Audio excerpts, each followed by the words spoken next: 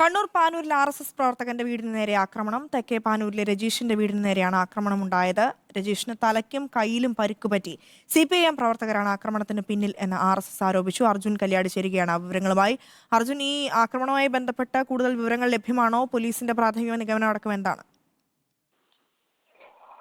അനുശ്രീ, പാനൂർ തെക്കേ പാനൂരിലാണ് ഇത്തരത്തിലുള്ള സംഭവം നടന്നിട്ടുള്ളത്. അതായത് BJP പ്രവർത്തകനായിട്ടുള്ള രജീഷിന്റെ വീട്ടിലേക്ക് കുറച്ച് അക്രമി സംഘം കയറിയെത്തുകയും ആ വീട്ടിലുണ്ടായിരുന്നിട്ടുള്ള അലമാരയും ജനൽ ചില്ലുകളുമെല്ലാം അടിച്ചു തകർക്കുകയായിരുന്നു. ഈ ആക്രമണത്തിന്റെ ഭാഗമായി രജീഷിന്റെ ഭാര്യ നിത്യ, അതുപോലെ തന്നെ 2 മക്കൾ അനാമിക, ആൽവിൻ എന്നിവർക്ക് പരിക്കേറ്റിട്ടുണ്ട്.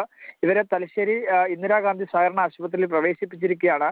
ആക്രമണത്തിന് പിന്നിൽ CPIM ആണ് എന്നുള്ള ആരോപണമാണ് BJP RSS പ്രവർത്തകർ ഉന്നയിക്കുന്നത്. ഇതുമായി ബന്ധപ്പെട്ടുകൊണ്ട് ആക്രമണം നടത്തിയിട്ടുള്ള ഈ ആക്രമി സംഘത്തിൽ ഉണ്ടായിരുന്നവരെ തിരിച്ചറിഞ്ഞിട്ടുണ്ട്.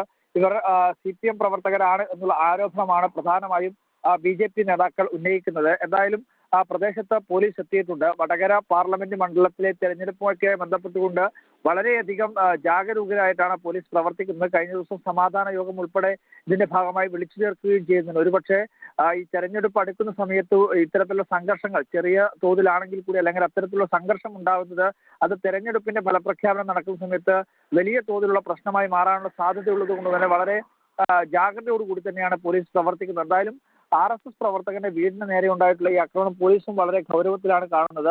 ഇതിന് പിന്നിൽ ആരൊക്കെയാണ്, അല്ലെങ്കിൽ ഏത് ആൾക്കാരാണ് ഇത്തരത്തിലുള്ള ആക്രമണം നടത്തിയതെന്ന കാര്യത്തിൽ ഇപ്പോൾ ഒരു വ്യക്തത വന്നിട്ടില്ല.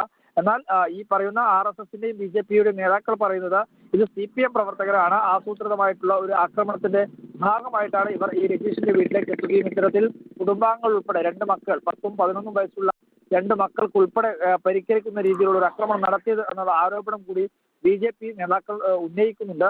എന്തായാലും ഈ പ്രതികൾ ആരാണ് എന്ന കാര്യത്തിൽ ഇപ്പോൾ ഒരു വ്യക്തത വന്നിട്ടില്ല. പോലീസ് എന്തായാലും അന്വേഷണം നടക്കുന്നുണ്ട്. ഈ പരിക്കേറ്റുള്ള 4 പേർ, രജീഷിന്റെ ഭാര്യ, അതുപോലെ തന്നെ 2 മക്കൾ, ഇവർ തലശ്ശേരി ഇന്ദിരാഗാന്ധി സഹകരണ ആശുപത്രിയിൽ ഇപ്പോൾ ചികിത്സയിലുമാണ്. അനുശ്രീ.